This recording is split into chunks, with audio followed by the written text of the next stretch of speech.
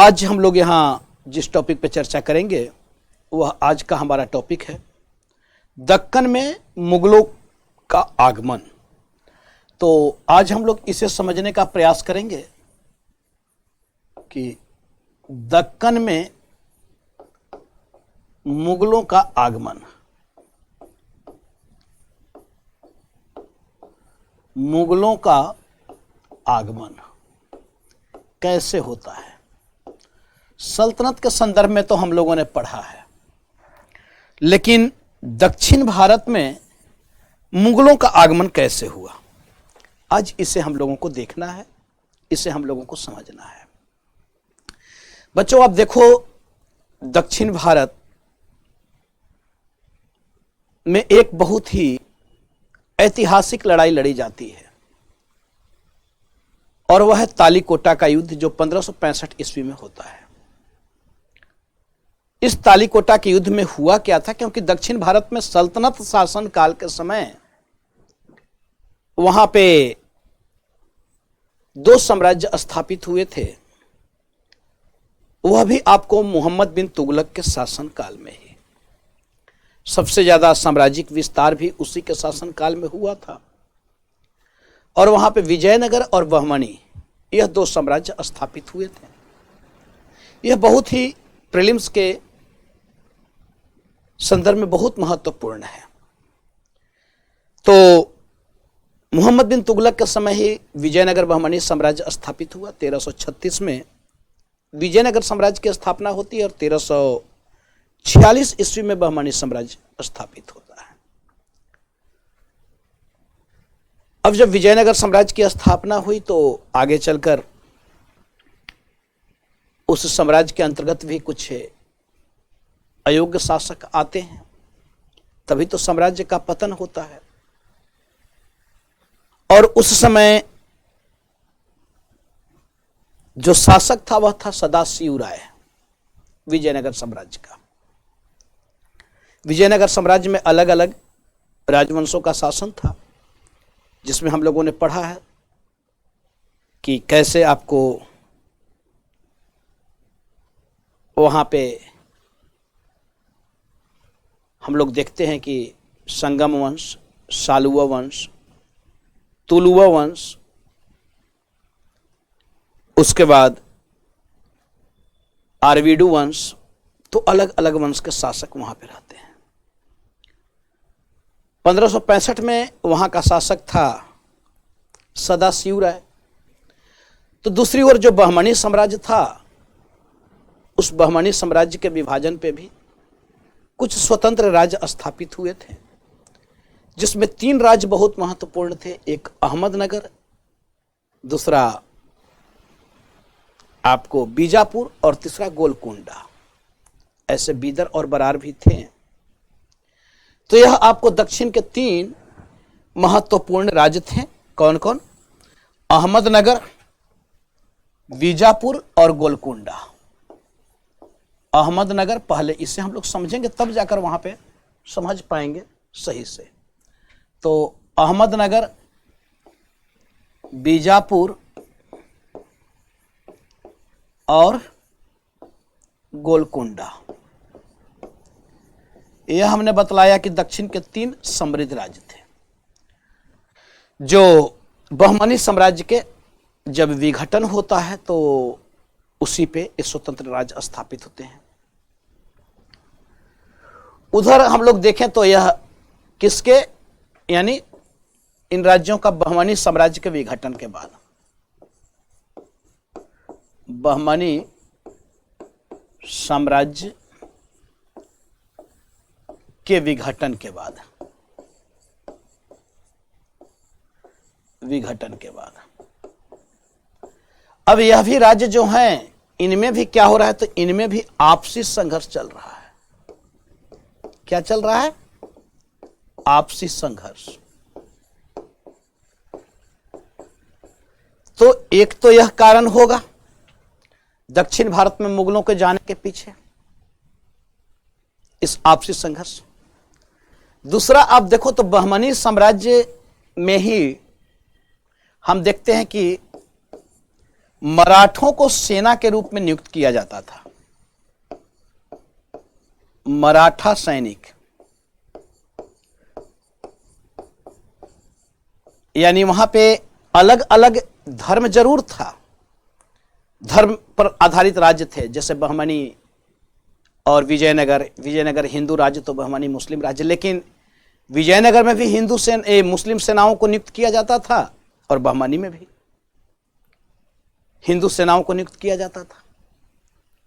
तो इस समय बहमनी साम्राज्य में आपको कुछ मराठा सैनिकों को नियुक्त किया जाता था, और यह जो मराठा सैनिक थे यह आपको अस्थायी सैन्य दल के रूप में होते थे। कैसे होते थे? तो यह मराठा सैनिक अस्थायी सैनिक के रूप में नहीं, बल्कि अस्थायी सैनिक के रूप में, अस्थायी सैनिक के रूप में इनकी नियुक्ति यहां पे ही पहले हुई है। ठीक है, बहमनी साम्राज्य के समय ही। तो यह आपको बहमनी साम्राज्य में इनकी नियुक्ति की जाती थी, मराठों को सैनिक के रूप में, अस्थायी सैनिक के रूप में। और यह जो अस्थायी सैनिक होते थे इन्हें आपको बारगीर या बारगी के नाम से भी जाना जाता था। तो इन्हें क्या कहा जाता था? बारगीर, बारगीर या बारगी। ठीक है। धीरे धीरे बच्चों क्या होता है कि जब ये राज्य स्थापित हुए स्वतंत्र राज्य के रूप में विजयनगर साम्राज्य के, बहमनी साम्राज्य के विघटन के बाद, तो इसमें अब हुआ कि भाई मराठों को स्थान दिया जाए। और ऐसे भी दक्षिण के राज्यों में जो मराठे ब्राह्मण थे उनको बड़ा विशेष महत्व दिया जाता था आपसी समझौता करवाने के लिए। अब इस तरीके से राज्य स्थापित हो रहे हैं तो समझौता भी तो होगा, हमेशा लड़ाइयाँ होंगी, समझौता होगा। जब किसी शासक की मृत्यु होगी तब आपस में एक दूसरे से ये टकराएंगे और उसके बाद फिर समझौता भी करवाना होगा। तो इसके लिए दक्षिणी जो मराठे ब्राह्मण थे उनका बड़ा विशेष योगदान माना जाता था। तो इनका अब धीरे धीरे आप देखो तो इन मराठों का जो उत्थान हुआ, वह मराठों का उत्थान कहाँ हो रहा है? तो वह बहमनी साम्राज्य के अधीन ही होता है, क्योंकि उन दक्षिणी ब्राह्मणों को आपको मनसब एवं जागीर प्रदान की जा रही थी। तो यह एक प्रकार से जो राजस्व का जो क्षेत्र था और जो भूमि व्यवस्था थी उसमें ये बड़ा महत्वपूर्ण स्थान रखते थे।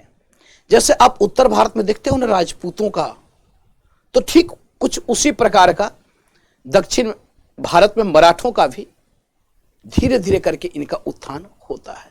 ये अलग बात है कि उत्तर भारत में राजपूत जो थे वे स्वतंत्र राज्य के रूप में स्थापित करते हैं, अभी ये दक्षिण भारत में स्वतंत्र राज्य के रूप में स्थापित नहीं कर पाए।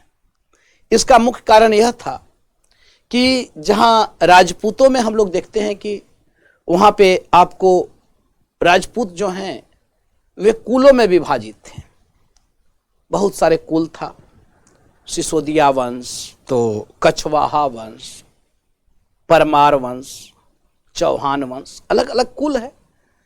तो इस प्रकार का आपको कुल मराठों में नहीं था।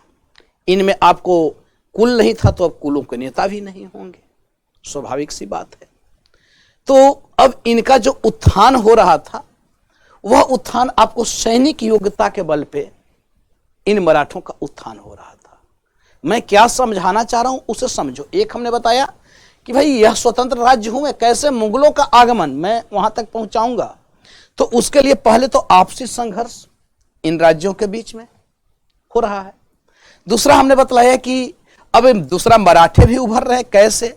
तो पहले ये अस्थायी सैनिक के रूप में है बहमनी साम्राज्य के अंतर्गत, इन्हें बारगीर या बारगी के नाम से जाना जाता था।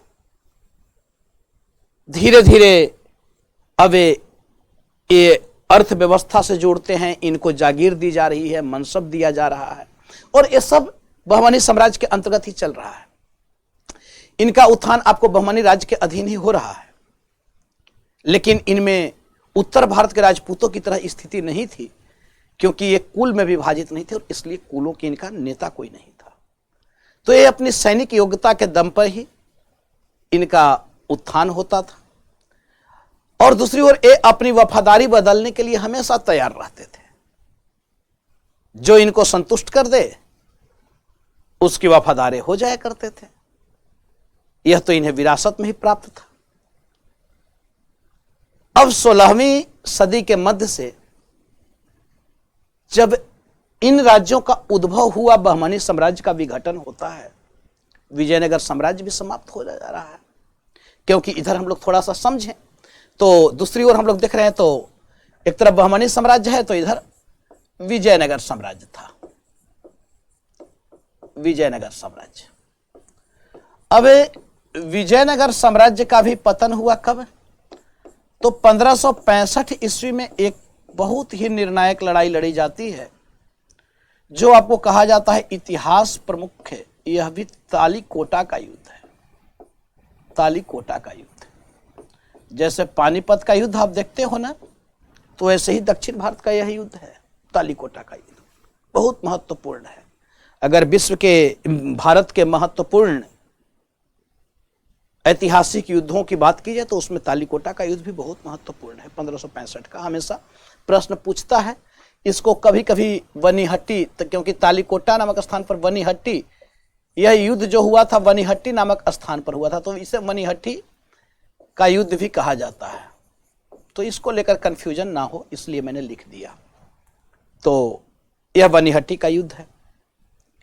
अब इस युद्ध में हुआ क्या था? तो इसमें विजयनगर साम्राज्य के जो हम लोग पढ़े हैं विजयनगर साम्राज्य में, तो वहां पे शासक था सदाशिव राय और उनका मंत्री था राम राय। बड़ा धूर्त, बड़ा चतुर कूटनीतिक व्यक्ति। वह करता क्या था? तो अपनी शक्ति को बनाए रखने के लिए दक्षिणी राज्यों को आपस में लड़ाई करता था। कभी उसको, कभी उसको, कभी उसको, आपस में ही सबको उलझा देता था। अब आपस में भी वे टकराते रहते थे, दक्कन के जो राज्य थे। एक समय ऐसा आता है कि इन दक्षिणी राज्यों ने आपस में सब लोग मिल गए। इसमें ये 3 मुख्य थे और इन लोगों ने मिलकर विजयनगर साम्राज्य के ऊपर कर दिया हमला। यही है तालीकोटा का युद्ध। और इसमें विजयनगर साम्राज्य का हो गया पतन। अब विजयनगर साम्राज्य का जो क्षेत्र था उसको लेकर विशेषकर इन 3 राज्यों में आपसी प्रतिद्वंदिता चलती थी। सभी चाहते थे कि उसके क्षेत्र पर हम अपना अधिकार स्थापित कर लें। उधर अहमदनगर ने बरार को हथिया लिया। ऐसे खैर इसके लिए बीजापुर से संधि की गई थी क्योंकि उत्तर भारत में मुगलों की स्थिति मजबूत हो रही थी। और दक्षिण में आप देखो तो अहमदनगर, बीजापुर, इन सब में सोलापुर के उपजाऊ प्रदेश को लेकर दोनों ही अपना अपना दावा करते थे। बीदर पर भी अधिकार को लेकर दोनों का अपना अपना दावा था। लेकिन जहां तक बरार की बात है, वह बरार अहमदनगर के द्वारा जीत लिया जाता है, उसको अपने अधीन कर लिया जाता है और इसके लिए बीजापुर से उसने समझौता भी कर लिया। उधर गोलकुंडा भी दक्षिण के राज्यों में विजयनगर के उस खोए हुए प्रदेशों को अपने में मिलाने के लिए बड़ा वह भी आकर्षित रहा करता था। तो यह तो इनमें आपसी संघर्ष चल ही रहा है। इधर मैं बात कर रहा था मराठों का। तो मराठों को बहमनी साम्राज्य के संदर्भ में हमने बतलाया कि इनका सैनिक के रूप में पहले अस्थायी सेना के रूप में इनकी नियुक्ति होती है। धीरे धीरे मराठे ब्राह्मण भी जुड़ते हैं और उनको मनसब दिया जाता है, जागीर दिया जाता है। उधर आप देखो तो 16वीं सदी के मध्य में दक्कनी शासकों ने मराठों को अपने अपने पक्ष में करने की, क्योंकि सैनिक के रूप में पहले से ही थे, तो अपने अपने पक्ष में करने की एक नई नीति इन्होंने लाई। अब तीनों राज्यों में इन्हें नौकरियां दी जाने लगी। बीजापुर का शासक जो इब्राहिम आदिल शाह था, वह थोड़ा मराठों को लेकर ज्यादा एक्टिव था और इस नीति का वह बहुत बड़ा समर्थक था कि भाई मराठों को शामिल करना चाहिए। अहमदनगर के शासक ने तो पेशवा की उपाधि तक दे दी। तो यह दक्षिण भारत में एक दूसरा जो मुगलों का आगमन का है कारण, वह एक तो आपसी संघर्ष और दूसरा मराठों की बढ़ती शक्ति। अब यह जो मराठों की बढ़ती शक्ति है, यह आपको दक्षिणी राज्यों को भी चुनौती दे रहे थे, तो वहीं मुगलों को भी इन्होंने चुनौती देना प्रारंभ किया। तो इस प्रकार से अब दक्षिण भारत को लेकर यहां जो हम लोग देखेंगे तो यहां दक्षिण भारत को लेकर अब इन राज्यों के बीच में आपसी जो संघर्ष है वह आपसी संघर्ष प्रारंभ हो जाता है। दक्कन राज्यों के बीच आपस में इन चीजों को लेकर आपसी संघर्ष यहां पे प्रारंभ हो जाता है। अब यहां से शुरुआत होती है कैसे? तो 1572 ईस्वी में गुजरात का विजय किया जाता है अकबर के शासनकाल में। ऐसे आप देखो तो उत्तर और दक्षिण भारत के बीच जो विभाजक रेखा था वह तो विंध्य पर्वतमाला था। यह तो एक प्राकृतिक विभाजक है जो एक दूसरे को अलग किए हुए था। लेकिन विंध्य पर्वतमाला को छोड़ दिया जाए तो यह कोई वैसा विभाजक नहीं था जिसको पार नहीं किया जा सकता है। जैसे आप देखो तो यात्रियों को लेकर, व्यापारियों को लेकर, तीर्थयात्रियों को लेकर, यहां तक कि यायावर संतों को लेकर हमेशा से उत्तर और दक्षिण एक दूसरे से संबंधित रहे हैं। अलग अलग सांस्कृतिक विशेषताओं के बावजूद भी दोनों क्षेत्रों में सांस्कृतिक समन्वय हमें दिखाई देता है, जबकि दोनों की अलग अलग सांस्कृतिक विशेषताएं हैं, भौगोलिक विशेषताएं हैं। विंध्य पर्वतमाला विभाजक के रूप में अवश्य है, लेकिन वह विभाजन कोई वैसा विभाजन नहीं था जिसको पार नहीं किया जा सकता था, क्योंकि ये पार किया जा रहा था यात्रियों के द्वारा, व्यापारियों के द्वारा, तीर्थयात्रियों के द्वारा, यायावर संतों के द्वारा। और ऐसे भी हम देखें तो अलाउद्दीन खिलजी के शासनकाल में ही, सल्तनत शासनकाल में दक्षिण की समृद्धि से उत्तर का परिचय हो चुका था। वह अलग बात है कि अलाउद्दीन खिलजी दक्षिण के राज्यों को अभी नहीं मिलाया, क्योंकि उस प्रकार के अभी यातायात संचार साधन नहीं थे और वह अपने पूर्व के इतिहासों से सीख लिया था। लेकिन जब मोहम्मद बिन तुगलक का शासन होता है तो मोहम्मद बिन तुगलक ने दक्षिण के राज्यों को उत्तर भारत में मिलाया, सल्तनत साम्राज्य में मिलाया। वह अलग बात है कि इसके समय ही विद्रोह होता है और दक्षिण के राज्य स्वतंत्र भी होते हैं। लेकिन मोहम्मद बिन तुगलक ने अपनी राजधानी भी तो परिवर्तित किया था।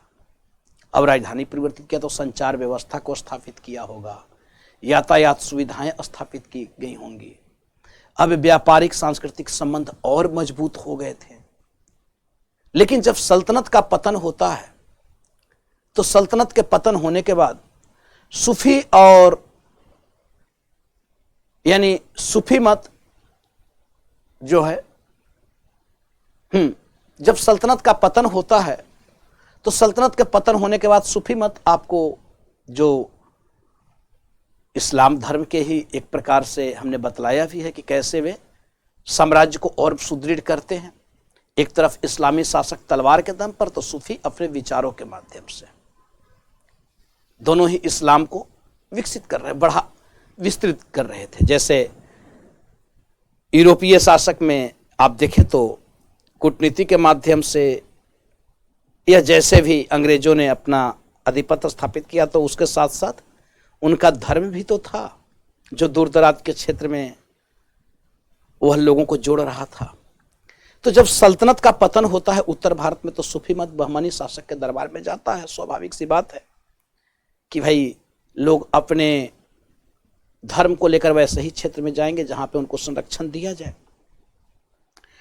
तो वहां पे जाते हैं तो एक तो हम देख रहे हैं तो यह विभाजन कोई विभाजन वैसा नहीं था।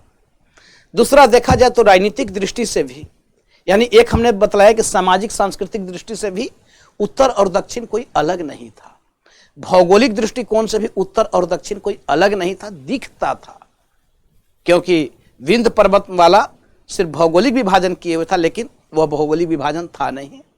सामाजिक सांस्कृतिक दृष्टिकोण से भी वह विभाजित था नहीं, आर्थिक दृष्टिकोण से भी वह विभाजित था नहीं, और राजनीतिक दृष्टिकोण से भी अगर बात किया जाए बच्चों तो वह विभाजन हमें नहीं दिखाई देता है।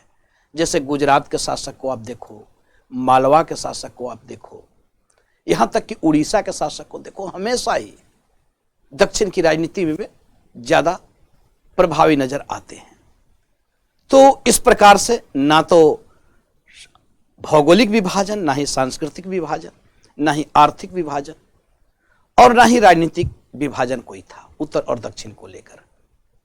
और ऐसे भी इसके पहले भी इस तरीके से काम किए गए थे। समुद्रगुप्त ने भी किया था दक्षिण का अभियान। आगे चलकर हम लोग देख रहे हैं तो आपको पोस्ट गुप्ता पीरियड में भी हम लोग देख रहे तो वह एक विभाजन रेखा कायम किया गया था और उत्तर और दक्षिण अलग अलग राज्य, जैसे हर्ष के समय में।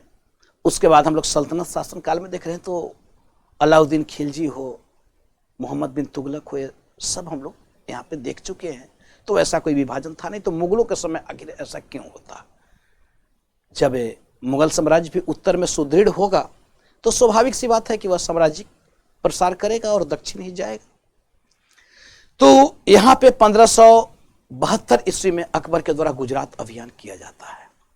अब गुजरात पर अभियान करने का मतलब है कि अब दक्षिण अछूता नहीं रह जाएगा, क्योंकि राजनीतिक दृष्टिकोण से हमने बताया कि गुजरात और मालवा हमेशा, उड़ीसा हमेशा आपको दक्षिण में इंटरफेयर करते रहे हैं।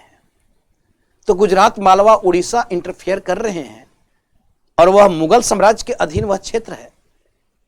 तो स्वाभाविक सी बात है कि मुगलों का भी दिलचस्पी तो होगा ही। और अकबर के समय तक आते आते यह क्षेत्र मुगल के अधीन हो चुके थे। अकबर ने राजपूताना के क्षेत्र को जीत चुका था। लेकिन 1576 ईस्वी में हम लोग देखते हैं कि मुगल सेना खान देश पर आक्रमण करता है और खान देश के शासक को अपनी अधीनता स्वीकार करने के लिए बाध्य कर देता है। अब यहां से शुरुआत होती है, यानी गुजरात अभियान से ही दक्कन में जो मुगलों की जो शुरुआत है। तो मैं यहां पे लिख दूं कि दक्कन में मुगलों की शुरुआत दक्कन के क्षेत्र में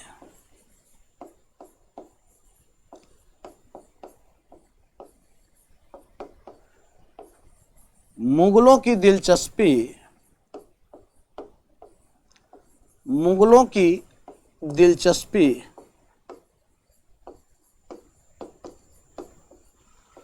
गुजरात अभियान के बाद ही दिलचस्पी 1572 के गुजरात अभियान के साथ ही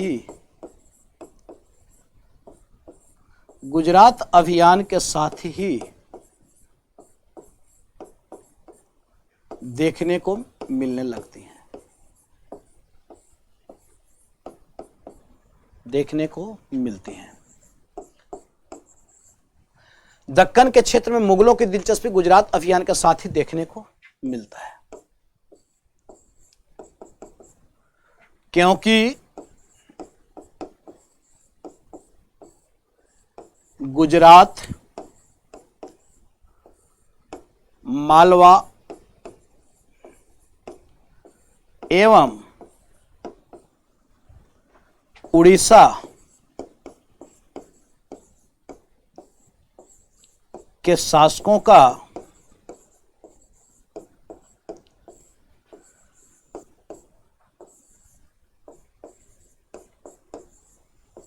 दक्षिण के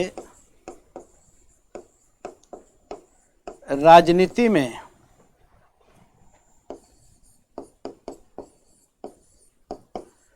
हमेशा से, गुजरात, मालवा एवं उड़ीसा के शासकों का दक्षिण की राजनीति में हमेशा से इंटरफेयर रहा है, हमेशा से यानी प्रवाह रहा है।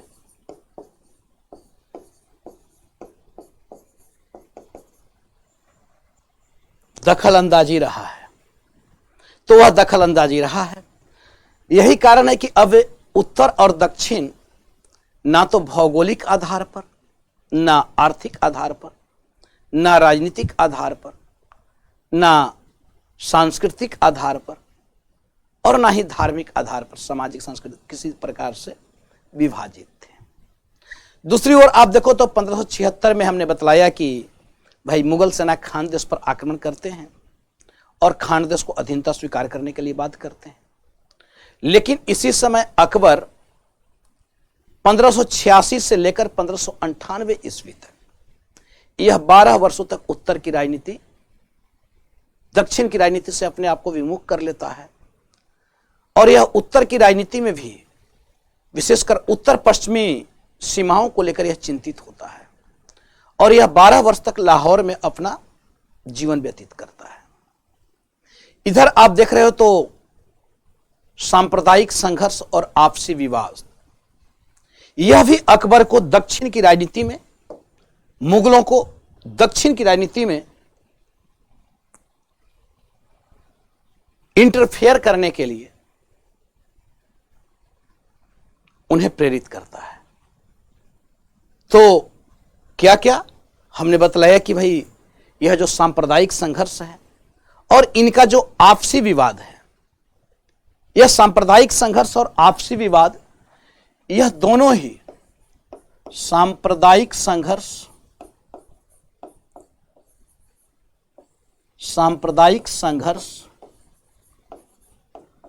और दक्षिण के राज्यों के चलिए पूरा ही लिख दो, दक्षिण के राज्यों के आपसी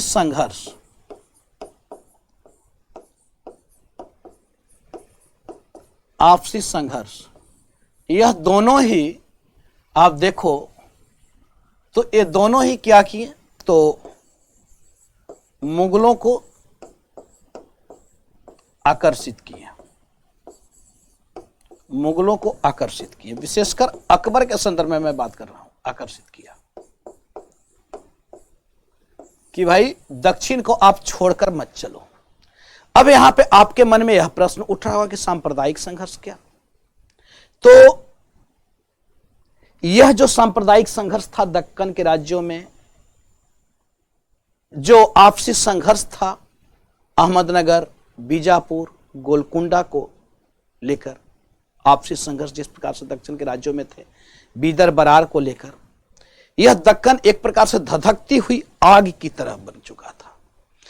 इधर 16वीं सदी में सफावी नामक एक नया धर्म, सांप्रदायिक संघर्ष क्या है, तो इसे हम लोग देखेंगे पूरे इस्लाम जगत के संदर्भ में। तो इस्लाम जगत के संदर्भ में हुआ क्या, तो 16वीं सदी में, 16वीं शताब्दी के मध्य सफावी नामक एक नया राजवंश आपको ईरान में स्थापित होता है। 16वीं सदी में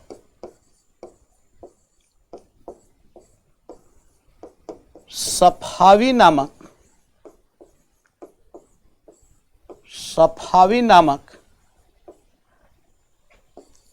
एक नया राजवंश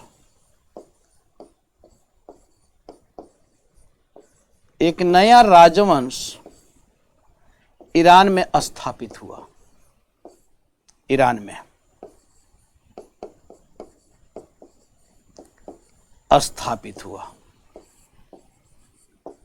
और इसने क्या किया, तो यह जो सफावी नामक जो नया राजवंश ईरान में स्थापित हुआ, तो इसने शिया धर्म को राजधर्म बना दिया। ईरान में शिया धर्म जो है वह क्या हो गया, राजधर्म, वह हो गया आपको राज्य धर्म, यानी यह राज्य का धर्म हो गया, राजधर्म हो गया। अब जब शिया धर्म राजधर्म हुआ ईरान में, तो अब यहां से क्या हो गया कि ईरान से बहुत सारे लोग जो हैं वे भागकर आते हैं मुगल साम्राज्य में। मुगल साम्राज्य में आए। इधर आप देख रहे हो तो ईरान ही नहीं बल्कि बीजापुर भी, क्योंकि वहां भी सफावी गुट था बहमानी साम्राज्य में, तो यहां से बीजापुर ने भी क्या किया कि बीजापुर के सुल्तान ने भी आपको शिया धर्म को राजधर्म घोषित कर दिया। अब यहां से भी लोग भागकर कहां आएंगे? मुगल साम्राज्य में, अकबर के दरबार में आएंगे। अकबर ने क्यों सुलह एक कुल की नीति अपनाई थी? उसके पीछे का भी कारण यही था। अब यहां से लोग भागकर आने लगे। अब भागकर आए 16वीं सदी में, क्योंकि शिया ईरान का राजधर्म हो गया। कई लोग भागकर आपको भारत आते हैं, अकबर के दरबार में आते हैं। अकबर शिया और सुन्नी में कोई भी किसी भी प्रकार का भेद नहीं किया करता था। खुद बैरम खां, अकबर के ऊपर थोड़ा सा विचारधारा का भी प्रभाव होता है। अकबर की मां को ही आप देखें, यहां तक कि हुमायूं को ही आप देखें, जब वह निर्वासित जीवन व्यतीत कर रहा है तो वह ईरान के शाह तहमस्प के दरबार में ही जाता है। तो इस प्रकार से बीजापुर नहीं, गोलकुंडा ने, मैंने बीजापुर, गोलकुंडा ने राजधर्म घोषित कर लिया था। गोलकुंडा, बीजापुर नहीं, गोलकुंडा, इसने भी शिया धर्म को अपना राजधर्म घोषित कर दिया था, क्योंकि वह भी तो बहमानी साम्राज्य से ही उसका भी उद्भव हुआ था। अब इधर अहमदनगर, बीजापुर के जो दरबार में भी शिया गुट प्रबल थे थोड़ा, लेकिन अहमदनगर और बीजापुर ने कम से कम इसको राजधर्म घोषित नहीं किया था। इसी समय एक और विचारधारा आपको कायम कर रहा था, वह था महदवी विचारधारा। महदवी विचारधारा, यह भी आपको प्रश्न पूछता है। महदवी विचारधारा, इसी में हम लोग इसे समझते हैं। एक है महदवी विचारधारा, महदवी विचारधारा। अब यह जो महदवी विचारधारा है, यह महदवी विचारधारा क्या था? तो महदवी विचारधारा था कि इसका दक्कन के क्षेत्र में व्यापक प्रचार प्रसार हुआ था। और जैसे हमारे धर्म में, हम लोग हिंदू धर्म में आप देखते हो तो है ना दशावतार, बौद्ध धर्म में भी आप देखते हो तो वहां भी अवतारवाद महायान धर्म के अंतर्गत आ ही गया था, जिसमें बोधिसत्व की अवधारणा, जैसे मैत्रेय को फ्यूचर बुद्धा कहा जाता है। इधर आपको हिंदू धर्म में कल्कि को अवतार अभी बचा हुआ है। तो वैसे ही इस्लाम धर्म में भी यह था कि मुसलमानों में यह विश्वास था कि हर युग में पैगंबर या उनके परिवार से आपको एक व्यक्ति का उद्भव होगा और वह धर्म को मजबूत करेगा, क्योंकि अब हमारे धर्म में भी बहुत सारी कुरीतियां आ चुकी हैं। और ऐसे व्यक्ति को ही महदी कहा जाता था। इस समय इस्लाम धर्म को विकसित हुए तकरीबन कहा जाता है कि काफी हो चुका था, 1000 वर्ष हो चुका था इस्लाम धर्म को विकसित हुए। तो यह जो विचारधारा था, यह विचारधारा थोड़ा और भी प्रबल हो चुका था, जो महदवी विचारधारा। तो ऐसे व्यक्ति जो होते थे, जो आपको पैगंबर या पैगंबर के परिवार से होते थे, जिनके आगमन की बात की जाती थी, तो इन्हें महदी के नाम से जाना जाता था। तो यह विचारधारा कायम हो गई थी, काम करने लगी थी। अब भारत में इसका जोर शोर से प्रचार प्रसार चल रहा था, और भारत में ही नहीं बल्कि हर जगह इसका प्रचार प्रसार चल रहा था कि भाई कौन महदी होगा, कौन महदी होगा। इधर इस्लाम का भी 1000 वर्ष पूरा हो चुका था। अब ऐसे समय में आपको भारत में अकबर का शासन है, तो अकबर के ऊपर भी हम लोग देख रहे हैं कि किस प्रकार से धर्म के प्रभाव को स्थापित करने का प्रयास किया जा रहा है। अकबर से उलेमा वर्ग बिल्कुल ही संतुष्ट नहीं थे। कहां उसने इबादत खाने को स्थापित किया, 1575 की ही तो बात है। उसे धर्म संसद का रूप दे दिया। उसने दास प्रथा, तीर्थ यात्रा कर, जजिया कर, जैसे 62 में दास प्रथा को समाप्त किया था, 63 में तीर्थ यात्रा कर को समाप्त किया, 64 में जजिया कर को समाप्त कर दिया, तो क्यों उलेमा वर्ग खुश रहेंगे?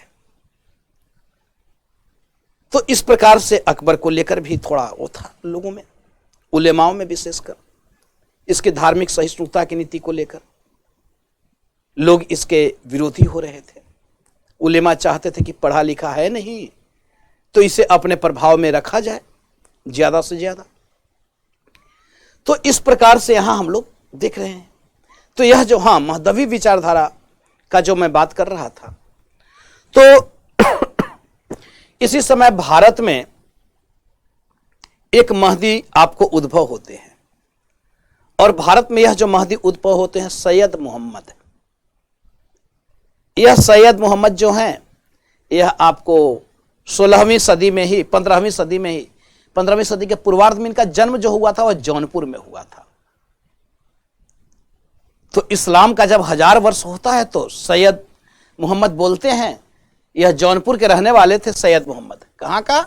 जौनपुर। सैयद मोहम्मद, ऐसे भी जौनपुर पूर्व का सिराज है।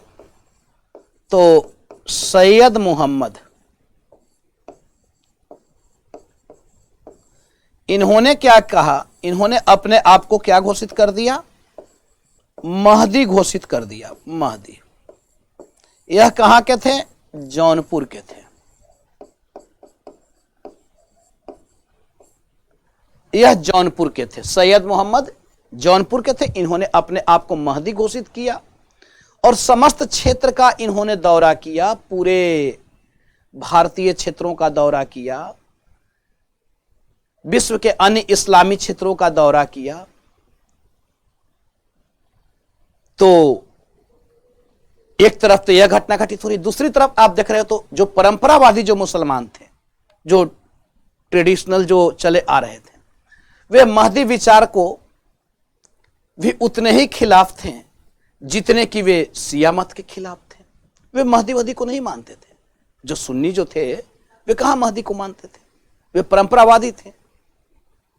तो वे लोग इस विचार के काफी विरोधी थे। तो अकबर को एक यह भी लग रहा था कि भाई कहीं ऐसा ना हो कि इसको लेकर टकराव की स्थिति उत्पन्न हो जाए और फिर धर्म को लेकर यहां पे फसाद उत्पन्न हो जाए। तो अब ऐसे समय में अकबर ने क्या किया कि अकबर ने उत्तर और दक्षिण, क्योंकि लोग इधर से भी भाग कर आ रहे हैं, दक्षिण भारत से भी, और इसका असर उत्तर भारत पर भी पड़ेगा। तो अकबर ने क्या किया कि अकबर ने इसी समय आपको सुलह ए कुल की नीति उसने घोषित किया, यानी धार्मिक सौहार्द, धार्मिक एकता स्थापित करने की उसने बात की। और यह सुलह ए कुल की नीति यानी सौहार्द सभी धर्मों के प्रति, और उसमें वह अकबर ने क्या घोषणा करता है? तो वह घोषित करता है, मजहरनामा की घोषणा करता है, और वह कहता है कि भाई अगर धर्म को लेकर विवाद हो तो उस पर अंतिम फैसला देने का अधिकार जो है वह बादशाह को है, और बादशाह के ऊपर यह निर्भर करता है कि वह किस विचारधारा को माने या किसे ना माने। अगर वह किसी को मान भी सकता है, नहीं भी मान सकता है, और नहीं तो फिर कोई नया विचारधारा भी दे सकता है। और उस पर सभी लोग हस्ताक्षर किए हुए थे, जो मजहरनामा है। फिर उसने तौहीद इलाही की घोषणा किया। तो ये सब अकबर आखिर क्यों ऐसा कर रहा था उसे भी समझना है हम लोगों को। जिस प्रकार से अशोक ने किया था, धम्म, जब सभी क्षेत्र को वह जीत लिया तो अब वह किस लिए आखिर युद्ध को प्रश्रय देता? तो फिर तो तलवार को मयान में रखने की ही जरूरत थी। तो इसलिए अशोक ने जो घोषित किया, जो घोषणा उसने जारी किया कि अब भेरी घोष के जगह पे धम्म घोष वह प्रचार करता है, प्रसारित करता है, और वह धम्म की घोषणा करता है। वह भी एक नैतिक आचार संहिता ही था। तो इसी प्रकार से इसे भी हम लोग देखें तो अकबर यह सुलह ए कुल की नीति को लाया। इसके लाने के पीछे भी इसका मुख्य उद्देश्य यही था कि वह धर्म को लेकर अब एकता बनाए रखना चाहता था। उधर दक्षिण भारत में क्यों अकबर प्रवेश करना चाह रहा है? तो एक तो यह भी कारण है क्योंकि सांप्रदायिक संघर्ष की स्थिति है। दक्षिण के राज्य आपस में संघर्ष कर ही रहे हैं। इधर यूरोपियों का भी आगमन हो चुका था और पुर्तगालियों का प्रभाव थोड़ा था, तो वह पुर्तगालियों को तो समाप्त तो नहीं कर सकता था, लेकिन पुर्तगालियों के प्रभाव को दक्षिण में कम करना चाहता था, क्योंकि पुर्तगाली दक्षिण भारत में आप देखते हो कि वहां पे उन्होंने धर्म का प्रचार प्रसार कर रहे हैं। जैसे पहले तो वे ब्लू वाटर पॉलिसी लेकर आए, जो खुले व्यापार, जो आपको ब्लू वाटर पॉलिसी यानी नीले व्यापार, नीले समुद्र की नीति जो थी, नीले पानी की नीति, यानी दक्षिण पूर्वी एशियाई व्यापारिक मार्गों पे अपना अधिकार, हिंद महासागर पे अपना अधिकार करना, इसीलिए उन्होंने ब्लू वाटर पॉलिसी लेकर वे आए थे। उसके बाद फिर उनका आप देखते हो तो पुर्तगालियों का तो आगे चलकर उनका जो गवर्नर आता है अल्फ्रांसिस्को द अल्बुकर्क, तो अल्फ्रांसिस्को द अल्बुकर्क जब आया तो उसने क्या किया, तो उसने पूरी तरह से अब ईसाईकरण की नीति को लेकर आया। कार्टेज आर्मेडा काफिला पद्धति को उसने लागू किया। अकबर के साथ भी उसका थोड़ा बहुत, यानी पुर्तगालियों का, उसका तो नहीं, पुर्तगालियों का थोड़ा बहुत अकबर के साथ भी मनमुटाव हुआ था। तो अकबर उनके प्रभाव को भी रोकना चाहता था। वे धीरे धीरे सूरत पर भी अपना अधिकार स्थापित करना चाहते थे, तो खैर अकबर के रहते तो ऐसा था नहीं। तो अकबर इस तरीके से भी अब दक्षिण के राज्यों में वह इंटरफेयर, यानी मुगल साम्राज्य दक्षिण में अपना विस्तार करना चाहता है। अब इसके लिए अकबर ने क्या किया, तो अकबर ने सबसे पहले आपको बरार, अहमदनगर और खानदेश की विजय वह करता है। लेकिन इसके लिए अकबर जब उत्तर पश्चिमी भारत से जब वह निश्चिंत होता है और जब वह लाहौर से जब दिल्ली की ओर कूच करता है, तो धीरे धीरे, यानी आगरा की ओर कूच करता है, तो धीरे धीरे उसने अब दक्षिण की ओर अपना ध्यान देना प्रारंभ किया। और उसके लिए 1591 ईस्वी में एक कूटनीतिक मुहिम को चलाया अकबर ने। जब उत्तर भारत में उसने पूरी तरह से सुदृढ़ व्यवस्था स्थापित कर ली, सभी क्षेत्रों पे अपना अधिकार स्थापित कर लेता है, अब कोई भी उत्तर भारत में उसका विरोधी नहीं रह गया था। तो उत्तर के राज्यों को वह जीत चुका था, और जीतने के बाद अब दक्षिण के राज्यों में जाने की उसकी लालसा थी ही। बहुत सारे रीजन थे जो हमने बतलाया, धार्मिक भी है, राजनीतिक भी है, सामाजिक सांस्कृतिक भी है, आर्थिक भी है, वाणिज्यिक व्यापारिक भी है, तो बहुत सारे रीजन थे। गुजरात मालवा तक पहुंच चुका था, अब दक्षिण अछूता रह नहीं गया था। उधर दक्षिण के शासक भी सशंकित होने लगे थे। तो 1591 ईस्वी में अकबर ने एक कूटनीतिक मुहिम चलाई। अब यह कूटनीतिक मुहिम क्या थी, तो सभी दक्कनी राज्यों के पास उसने दूत मंडल भेजा, दूतों को भेजा, और उन्हें बोला कि भाई हमारी अधीनता स्वीकार कर लो। जैसे अकबर को लगा कि उत्तर के राजपूत शासकों ने हमारी अधीनता स्वीकार कर ली, तो दक्षिण के राज्यों को भी हमारी अधीनता स्वीकार कर लेनी चाहिए, और उन्हें हम फिर से स्वतंत्रता दे ही देंगे, वे हमारे सहयोगी बन जाएंगे। तो अकबर ने दक्षिण के राज्यों के साथ भी वही नीति, उत्तर वाली नीति रखी। लेकिन खानदेश को छोड़कर अन्य राज्यों ने उसकी अधीनता, यानी किसी ने भी इस प्रस्ताव को स्वीकार नहीं किया। अधीनता तो अभी नहीं स्वीकार, मैं बोलूंगा खानदेश को, प्रस्ताव ही जो था, जो इसने दूत मंडल का जो प्रस्ताव, जो दूतों को जो भेजा था, तो खानदेश ने कम से कम मुगल प्रस्ताव को स्वीकार किया, बोला ठीक है किया जाएगा। अहमदनगर का जो शासन था बुरहान, उस समय अहमदनगर का निजाम शाही वंश का, तो वह आपको बुरहान शासक था, बुरहान निजाम शाह। इसने आपको मुगल दूत मंडल से अभद्रता किया, अशिष्टता किया, उसके साथ कोई अच्छा बर्ताव नहीं किया। जबकि बीजापुर हो चाहे गोलकुंडा हो, इन सब राज्यों ने कम से कम दूतों का सत्कार किया था, उनका आदर किया था।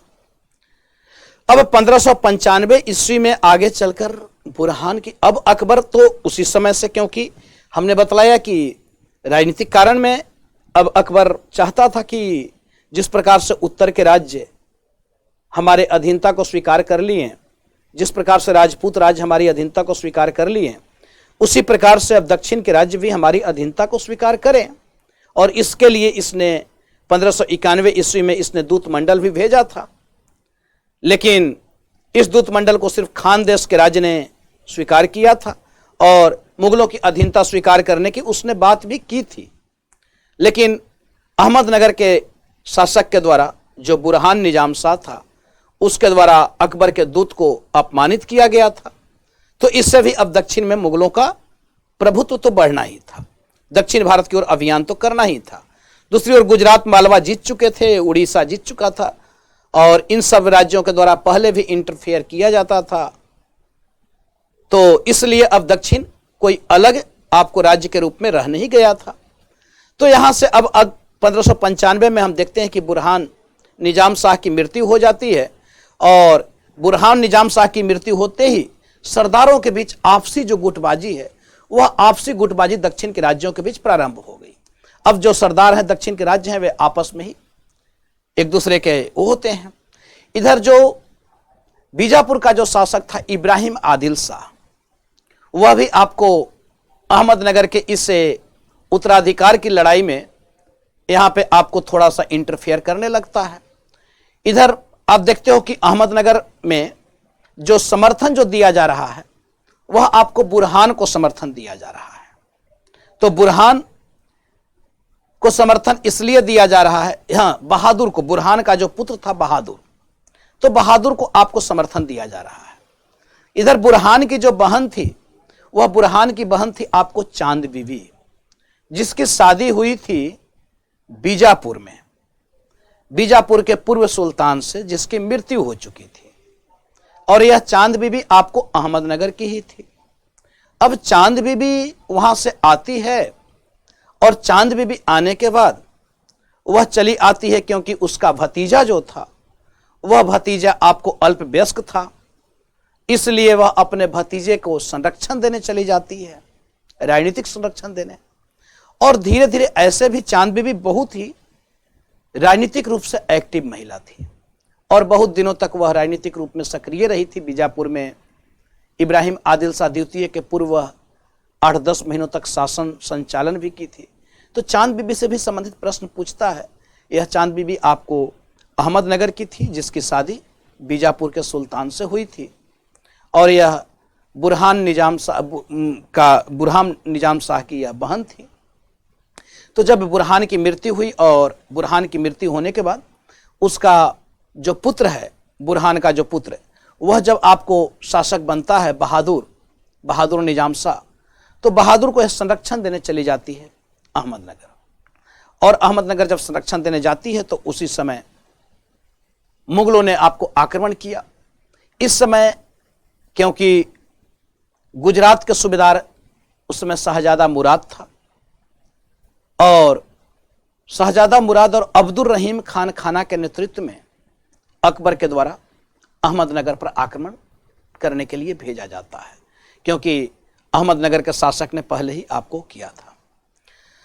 अब इस समय खान देश के शासक को सहयोग करने के लिए बोला जाता है, क्योंकि खान देश पहले ही मुगलों की अधीनता में आ चुका था।